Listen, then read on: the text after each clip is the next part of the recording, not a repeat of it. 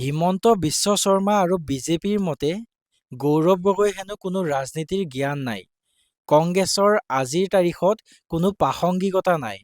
এইখিনি কথা হিমন্ত বিশ্ব শৰ্মাই প্ৰত্যেক দুদিনৰ মূৰে মূৰে নিজে কৈ থাকে। তেওঁৰ প্ৰত্যেকটো কথাত এবাৰ হ'লেও গৌৰৱ গগৈ নামটো মেনশ্যন থাকিবই। কথাটো হ'ল বিজেপিৰ জ্যেষ্ঠ, অভিজ্ঞ বা এক্সপিৰিয়েঞ্চ থকা নেতাসকলে কিয় ইমান ভয় খাইছে? আৰু তেওঁলোকে উঠি পৰি লাগিছে এই ৰিলেভেন্স নথকা এটা পাৰ্টিৰ লগত। যদি ৰিলেভেন্সে নাই, তেনেহ'লে কংগ্ৰেছৰ লগত কিয় ইমান লাগি আছে?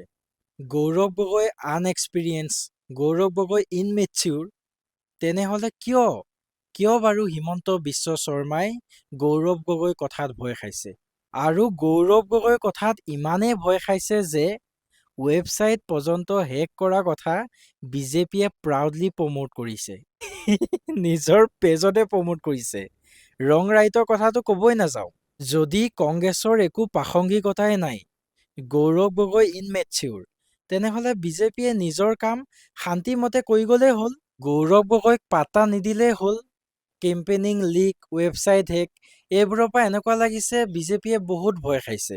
বিজেপিয়ে এটা কথা গম পাব লাগে, অসমৰ জনতা, অসমৰ ভোটাৰ্ছ মূৰ্খ নহয়। আমি দেখিছোঁ আৰু আমি চব বুজি আছোঁ। চৰকাৰে অলপ এইবোৰ ৱেবছাইট হেকিং জাতীয় কামবোৰ বন্ধ কৰক আৰু উত্তৰ দিয়ক আমাৰ প্ৰশ্নৰ। কাৰণ 2024 চনৰ নিৰ্বাচনত যি টি কথা কৈ কংগ্ৰেছক এটেক কৰোঁতেও গৌৰৱ গগৈ কিন্তু জয়যুক্ত হৈ আহিছিল। এইবাৰো কিন্তু একে হ'বলৈ গৈ আছে।